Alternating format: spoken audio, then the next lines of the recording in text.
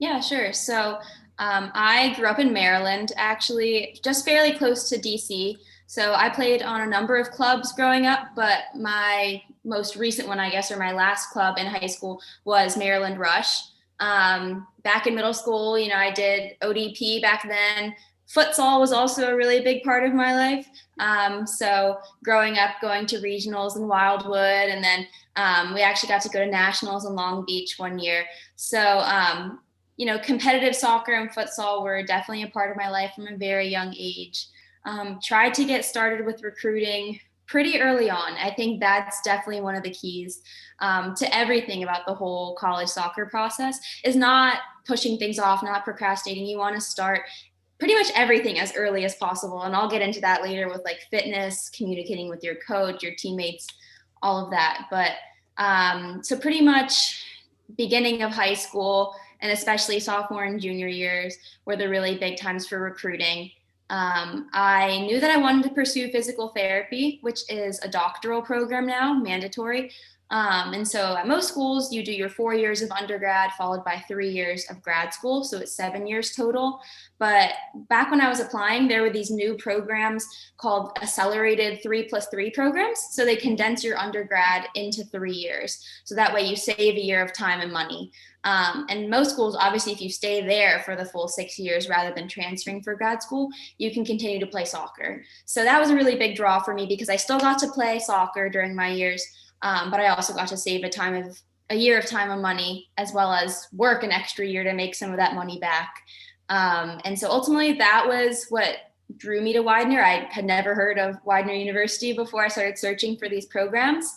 And so I'd say academically, athletically, and then definitely financially, it was a good fit for me. So I think being proactive and reaching out to schools that you're interested in is the best thing you can do for yourself. Say, hey, I'm interested in this school for this reason and that reason.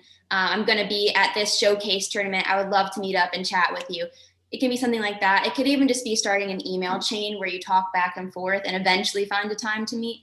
But communication is key. It sounds super cheesy, but it definitely is a huge part. But I would also just add on to that flexibility throughout your recruitment process is really important. My class here at Widener definitely had to be flexible because the coach who recruited us actually ended up leaving to go to a different school a month before preseason of our freshman year. So obviously we were a bit anxious, I would say, because we just, there's the fear of the unknown. You don't know what to expect. I personally didn't choose a school solely based on the coach, but obviously I wanted to play for that coach.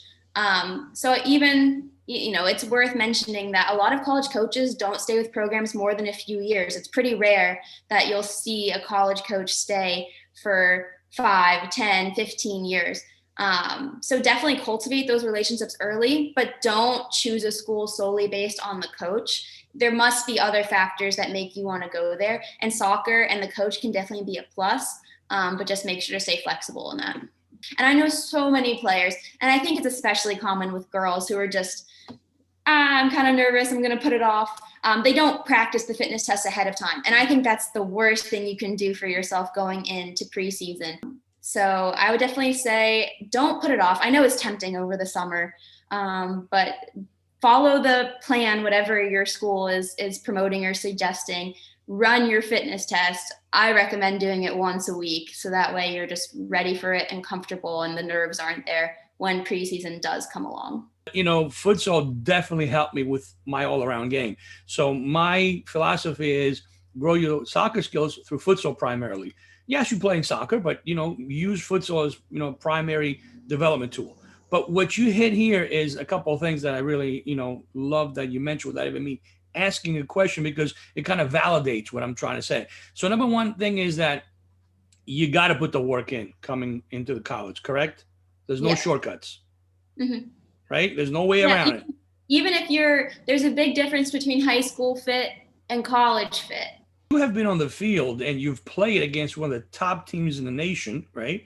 And they are D3. But as far as I'm concerned, and maybe you agree or disagree, but my feeling is, and I want to mention the school, that team, okay, basically can compete with any Division I school. They have been known to train and play against national team members, if not the whole squad. And that team is Messiah. You've been on the field with that team, and that team is phenomenal. Am I right?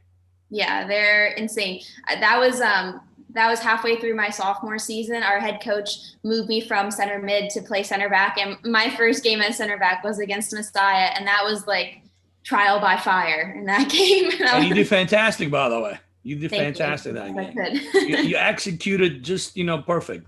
So yeah, that's the the point I'm trying to make. Because some people they kind of look down. Oh, you're going Division III, really? Well, college is college, education is education, and soccer is soccer. You know what I mean? Could we compare a lower level Division III with a top level Division I school? No, absolutely. There are definitely differences. But again, if you get to play, you get to play, and it's got to be tailor-made to you. It's got to be, the right choice for you. Take into consideration everything: academics, your ability, your curriculum, everything, right?